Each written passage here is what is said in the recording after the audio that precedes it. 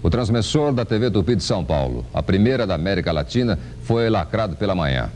40 funcionários, os mais antigos, assistiram à lacração e muitos choraram. No Rio, os funcionários da TV Tupi apelaram até o último momento para que a emissora continuasse funcionando. Na central de transmissão do Sumaré, os técnicos assistiram à transmissão de um videotape da missa do Papa no aterro, antes de lacrar os aparelhos. Hoje em dia, muito se fala sobre lacração, mas com certeza uma das lacrações mais tristes da história da televisão foi quando fecharam e lacraram os equipamentos da primeira televisão da América do Sul, a segunda da América Latina e o canal de televisão que foi muito maior do que a Globo. CYE 439, Canal 4, São Paulo, emissora geradora da maior rede de televisão da América Latina.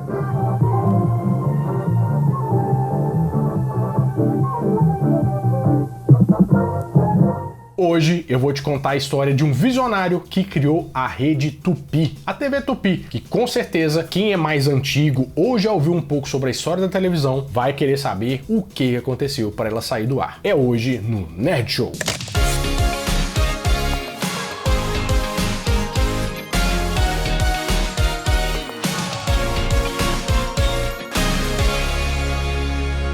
Fala, meus queridos amigos, como estão vocês? Vocês estão bom, né? Eu não sei porque eu tô com a impressão que vocês vieram pelos motivos errados para esse vídeo aqui, pensando que ia ter um tanto de lacração, de não sei o que. Nós estamos falando da lacração que realmente acontece, né? Uma história bem triste da nossa televisão brasileira. E para você que não sabe, a TV Tupi foi um dos canais que mais fez sucesso aqui no Brasil, que começou tanto em São Paulo quanto no Rio de Janeiro. E teve uma programação que foi muito elogiada durante bastante tempo, mas não foi um canal que se sustentou ao longo do tempo e infelizmente teve que passar poucas e boas até que os seus equipamentos foram todos lacrados. Na Rede Tupi, a partir desta segunda, 7h15, os Panquecas, um novo horário conquistado pelas crianças. Mas pra gente entender como que começa essa história, nós temos que entender a história do cara que criou isso tudo e que você vai ver que foi um brasileiro bem importante e que criou muito mais do que um canal de televisão. Ele criou várias coisas na sociedade que nós temos até hoje. O nome dele é Assis Chateaubriand, que com certeza toda a cidade tem uma avenida, uma rua, uma praça com esse nome. Mas quem que foi esse cabuquinho? Assis Chateaubriand nasceu em 1892 e ele era paraibano. Mas você pensa assim, por que o cara chama Chateaubriand? Porque é um nome tão chique, né? Não é que ele chamava Chateaubriand porque é um nome de família. É porque o avô dele lia muito os romances de um cara que era francês e chamava René Chateaubriand. Foi um grande escritor, né, do romantismo. E ele resolveu que seria um nome muito legal para colocar no neto dele. E assim foi feito. Só que ele não chamava Assis Chateaubriand. Ele se chamava Francisco de Assis Chateaubriand Bandeira de Melo. Um nome desse tamanho, mas ele muitas vezes era chamado só de Chateau, mas ele era uma pessoa legal, né? Claro. Mas quando a gente começa a entender um pouco da história dele, ou pelo menos pesquisar, a gente já vem uma informação que ele era baixinho, feio e gago. Legal o cartão de visita, né? O pessoal conta a história assim, obrigado, ele deve estar feliz até. Parecendo Chaves. E daí, né? Mas ele foi jornalista, advogado, senador, diplomata e imortal da Academia Brasileira de Letras. Ou seja, né? Beleza não é tudo, mas é bastante coisa, né? Podia ser um pouco mais. Ele começou a estudar, se deu muito bem nos estudos, aprendeu alemão, ele era um rapaz assim bem inteligente, sabe? Até que chegou um ponto que ele foi pro Rio de Janeiro para começar a advogar por uma proposta que ele recebeu. Mas ao mesmo tempo, ele começou a trabalhar num jornal que se chamava Correio da Manhã, que era tipo um jornal muito bom lá do Rio de Janeiro, e onde ele conseguiu se expressar lá, né? Porque ele é o Leonardo da Vinci moderno, ele fazia várias coisas ao mesmo tempo. Só que ele sempre teve uma ideia fixa que não era trabalhar no jornal, ele queria ter os próprios meios de comunicação dele. Tanto é que em 1924 ele comprou um jornal e começou a formar o seu império, se é que a gente pode dizer assim. O jornal se chamava O Jornal. Não era um nome muito criativo, né? Mas pelo menos dizia que tinha vindo. E foi aí que ele começou a criar uma coisa que se chamava Diários Associados, que era um grupo, né, com várias outras empresas que ele ia adquirir ao longo do tempo. Com certeza você já deve ter ouvido falar em algum momento, lá em Belo Horizonte, por exemplo, tem o Diários Associados, que tem o Estado de Minas, não sei o que, não sei o que, é por aí. Só que você tem que entender que o Assis Chateaubriand era uma pessoa, sabe aqueles Mark Zuckerberg da vida? Que é a pessoa visionária pra caramba, que fala uns negócios malucos que ninguém entende, mas que lá na frente vai falar assim,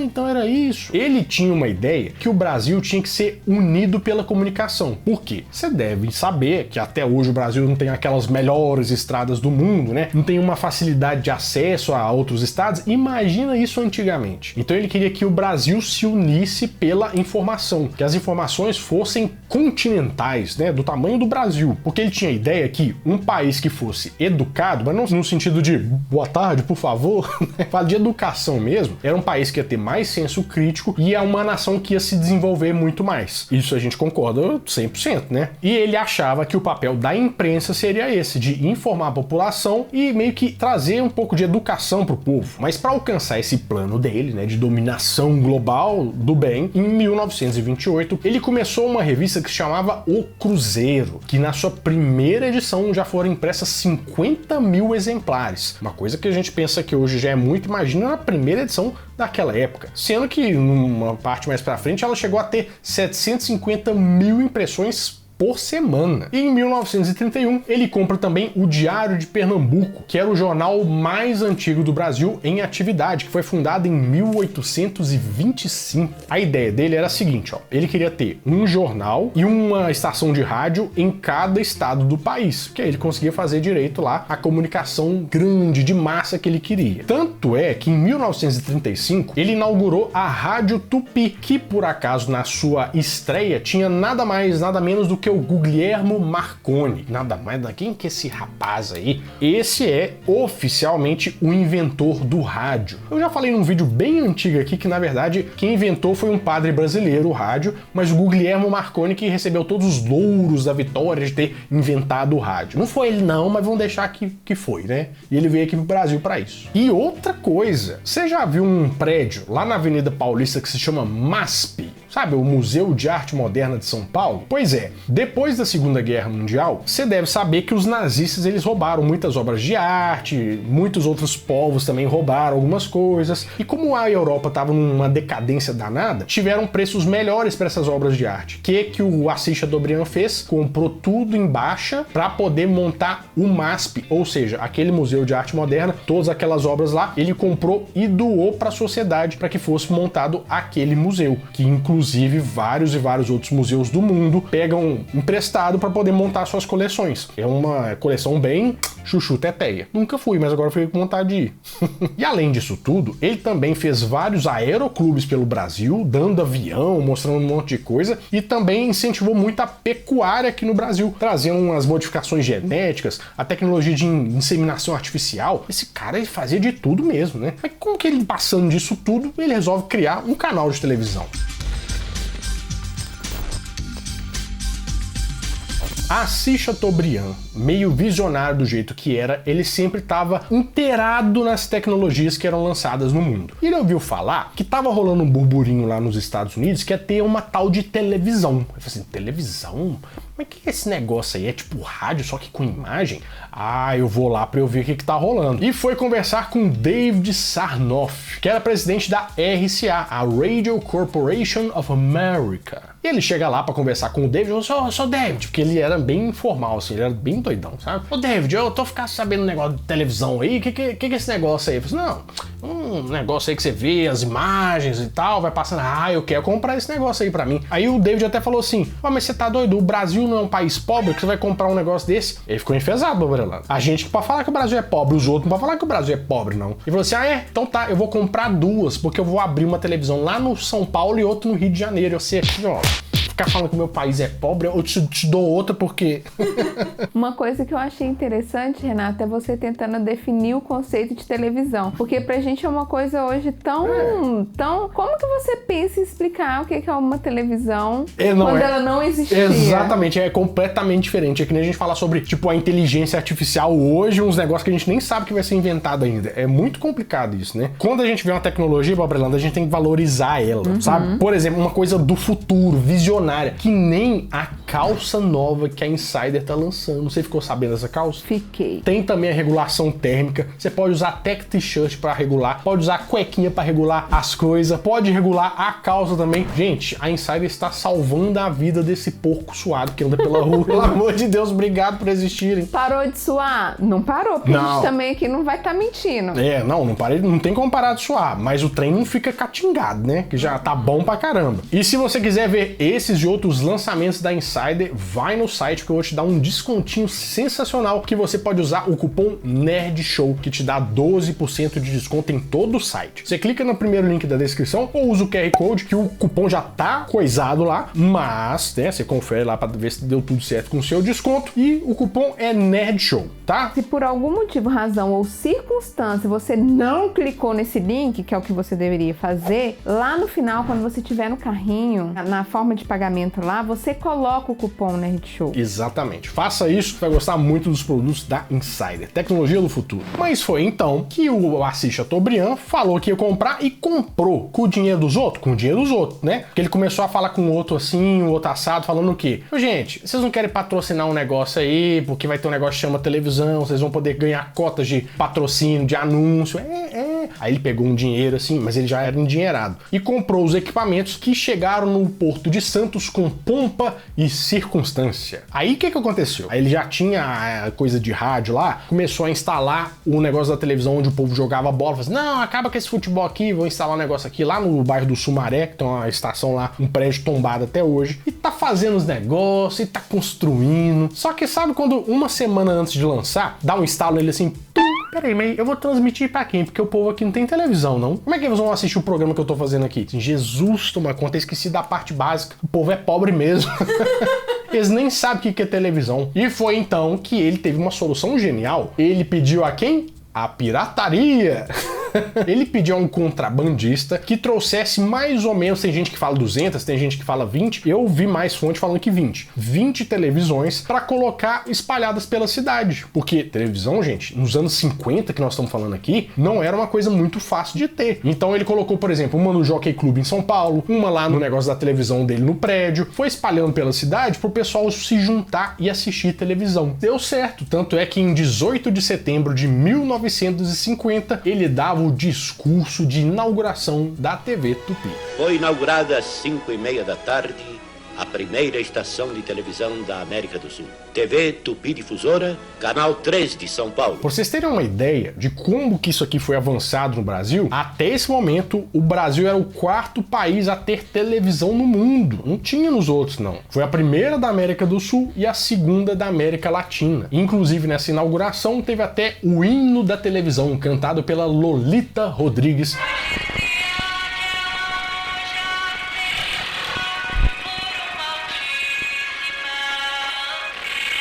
Pois é, mas vamos pensar um negócio aqui. Não tinha televisão, não tinha o canal de televisão. O que eles vão colocar no ar? Quem que trabalhava nessa televisão? O engraçado foi que o pessoal meio que fez um programa lá de inauguração, falando, vai ter tal coisa e tal. Um detalhe, ninguém havia pensado no programa do dia seguinte. Só depois da realização do primeiro programa é que se pensou no que seria o programa seguinte ao primeiro, que foi dia 18 de setembro de 1950. Lembrando que a programação só começava a partir das 8 horas da noite, ia tipo até às 10, era o que tinha, não tinha sabadaço com Gilberto Barros pra colocar, não tinha desenho animado pra passar, mas só que eles começaram a pesquisar e no segundo dia eles já lançaram o primeiro telejornal da televisão, que chamava Imagens do Dia, onde eles falavam sobre a coisa lá do Getúlio Vargas, que foi uma confusão danada. E você lembra que eu te falei que o Assis Chateaubriand começou a pegar dinheiro com o pessoal, falando assim, não, fazer publicidade e tal. O povo não sabia o que é esse trem de publicidade. Basicamente, foi ele que inventou o merchan na televisão. Tanto é que você pode ver nas vinhetas, né, nos comerciais.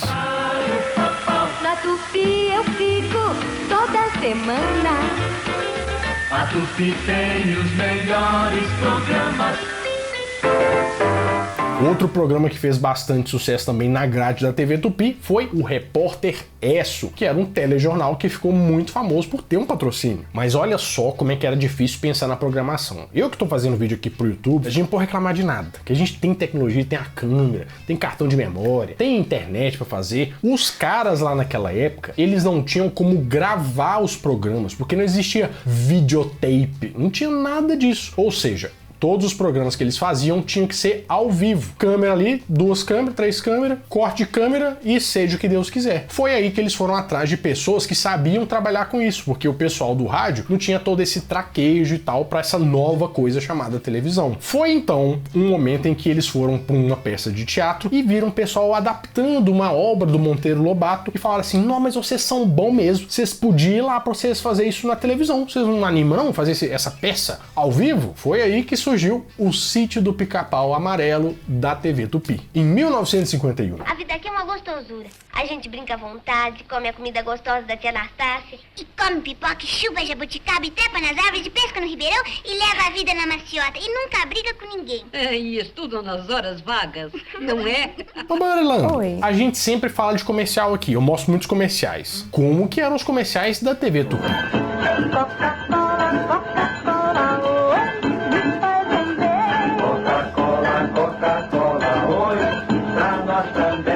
Mas a TV Tupi também inaugurou vários gêneros que a televisão engloba até hoje. Por exemplo, os programas de auditório, que tinha um cara muito famoso na época que chamava Flávio Cavalcante, que tinha o programa Flávio Cavalcante. Obrigado. Petrúcio Melo! Voltando ao programa. Alô, Petrúcio. Tudo bem, Petrúcio? Conspícuo Flávio Cavalcante. Já chegou... Até o Nelson Gonçalves foi participar. Boemia, aqui me tens de regresso. Você não merece estar numa parada, você já é uma parada. Muito obrigado. E vocês acreditam que até os Jackson 5, em 74, vieram na TV Tupi e fizeram um show lá? Olha só.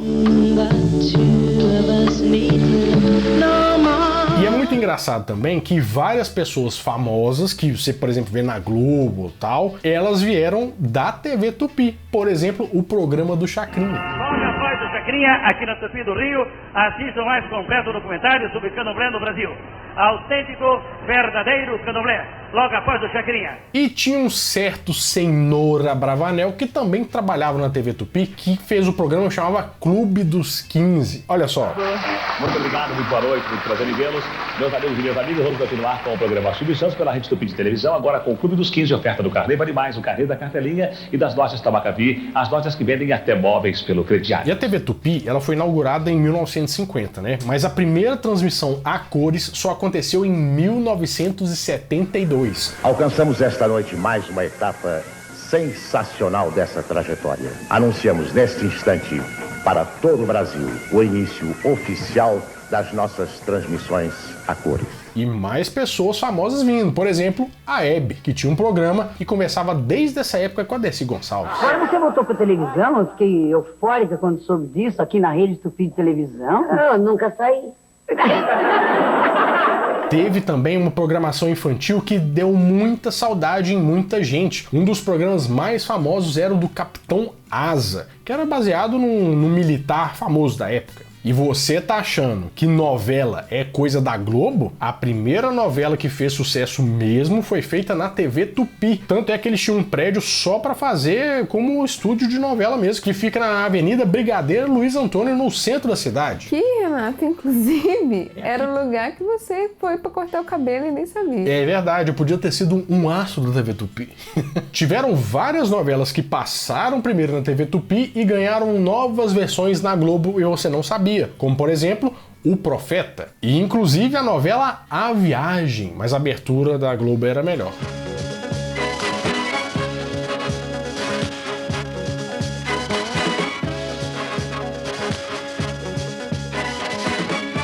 Você acredita que a Ana Maria Braga veio da TV Tupi também? Ela apresentava até jornal por lá, olha só. Deputados federais que votaram contra a sublegenda. E onde é que os Trapalhões começaram a vida deles? Também na TV Tupi. Ficaram por lá uns 3 anos, mas depois foram pra Globo. Mas por que eles foram pra Globo se a Tupi era tão grande assim? Tinha assim um subterrâneo, a parte de baixo assim, eram os estúdios de novela. Estamos lá em cima, no solo ali, chegou um técnico e tirou uma leite grande. Aí o Renato falou, mas o que houve? Disse, não, porque o Zara, ele era diretor da dramaturgia da Tupi, precisa dessa leite lá embaixo para a novela. Aí o Renato falou, Carlinhos, estou indo embora. Eu estou pensando que o Carlinhos vai embora, estou de saco cheio, não gravo mais hoje. Cansei, vou embora. No dia seguinte, o Renato me telefona. Carlinhos, você tá na Globo. Bom, mas tudo que eu tô falando aqui parece ser de um canal grandioso, à frente do tempo, que criou basicamente as bases da televisão moderna como a gente conhece hoje em dia. Isso tudo é verdade. Como que a TV Tupi passou pela lacração. Assis Chateaubriand tava lá, trabalhando pra caramba, andando pra lá e pra cá, fazendo um monte de coisa. Mas tem aquele velho ditado que a gente fala várias e várias vezes aqui. O olho do dono é que engorda o boi. Nesse caso, o boi era a TV Tupi, né? Ficar claro. Infelizmente, em 1960, Assis Chateaubriand teve um AVC e foi uma coisa tão séria que ele ficou paraplégico, preso numa cadeira de rodas. Nessa época, ele tinha mais ou menos 72 empresas para gerir. E ele ficou parado na cadeira lá, meio que sem fazer nada mesmo, porque tinha que se recuperar e tal, de 6 a 7 meses. Mas era de um jeito que ele não conseguia se expressar mesmo, ele não conseguia falar. E teve que a cuidadora dele montar um sistema lá para eles conseguirem se comunicar. Tipo assim, dela montar um abecedário lá, ela falava A, B, C, D, e ele piscava para cada letra para formar as palavras. E a primeira frase que ele formou foi: o edifício pegou fogo, mas a biblioteca está intacta. Ou seja, o corpo dele já não estava respondendo bem, mas a mente estava funcionando super bem. E acabou que ela quase que virou um tipo de intérprete dele, porque foi ficando mais fácil e tal de entender o que ele queria dizer. E nessa época, até o falecimento dele, ele escreveu mais de 1.200 artigos, fazendo como ele aprendeu a usar um dedo na máquina de escrever, uma tira de pano assim segurando, e ele escrevia só com um dedo, porque a cabeça dele não queria parar de trabalhar nem a pau. Mas ele fez uma coisa que foi muito inteligente, porque assim, um ano antes dele ter esse acidente, ele montou como se fosse um conselho de pessoas, que era composto por 22 pessoas, que iam poder ter decisão nos negócios deles. E era uma coisa que não ia poder passar de pai para filho, né? Ia ter que ser uma nova pessoa eleita para entrar nesse conselho, que ia cuidar das empresas todas. Mas infelizmente, em 1968, no dia 4 de abril, Assis Chateaubriand faleceu. E com ele, várias ideias, porque ninguém consegue substituir a pessoa que criou o negócio, né? E o que aconteceu? A TV Tupi começou a contrair algumas dívidas, os outros empreendimentos também, e acabou que várias empresas tiveram que ser liquidadas. Chegou um ponto, por exemplo, de o pessoal que ia receber pagamento na TV Tupi recebeu um monte de cheque sem fundo, e 2/3 dos funcionários acabaram entrando em greve, coisa que ficou bastante recorrente por lá. Só que tem uma coisa, você tem que lembrar que para você ter uma televisão aqui no Brasil, você tem que ter uma concessão pública. O que significa? Que o presidente tem que assinar um decreto lá falando assim, ó, tal pessoa, por concessão pública, eu tô deixando criar um canal de televisão. Mas se você não tá pagando os funcionários, tá tendo problema de dinheiro e tal, ele vai tirar essa concessão. E foi o que o presidente Figueiredo fez. Em 18 de julho de 1980, a Polícia Federal, junto com os engenheiros do órgão responsável lá, lacraram os transmissores da TV Tupi. Isso porque os funcionários, né, ficaram 18 horas fazendo como se fosse uma live, né, se a gente pode dizer assim, falando ao vivo lá sobre o que seria feito, pedindo clemência para ele não fechar o canal, que eles queriam trabalhar. Foi uma comoção muito grande, mas que não impediu nada. Senhor presidente, uma vez mais nós solicitamos a Vossa Excelência que mantenha o nosso canal da nossa querida TV Tupi no ar, que tanto nós estimamos, que tanto nós queremos, como o senhor também, que carioca que admira o nosso Rio de Janeiro, que eu tenho certeza. Depois disso, a concessão da TV Tupi em si e de várias retransmissoras voltou para o governo, que fez uma nova licitação, se é que a gente pode dizer assim, para novas pessoas pegarem essas concessões. E 2 pessoas conseguiram, o Silvio Santos e o Adolfo Bloch, que aí vieram o SBT e a TV Manchete. O acervo da TV Tupi nunca ficou muito bem guardado, até porque eles não tinham como gravar isso, que nem eu te expliquei, né? Mas algumas coisas ainda costumam aparecer na internet. Mas com certeza é muito legal a gente conhecer essa história de um visionário brasileiro que trouxe a televisão pra cá, foi maior do que a Globo, mas que foi junto com ele, né? Porque parece que o coração da TV Tupi batia na mesma frequência do coração dele. O governo vai considerar isso aqui como um patrimônio, porque essa casa foi a verdadeira universidade de todos os bons profissionais que estão hoje em outras emissoras. Eles aprenderam aqui, saíram daqui, porque aqui nessa noite nós estamos unidos, com lágrimas nos olhos, é porque aqui nós temos um ambiente diferente, de muita amizade, de muito amor. E se sair do ar, nós queremos voltar. Nós queremos voltar.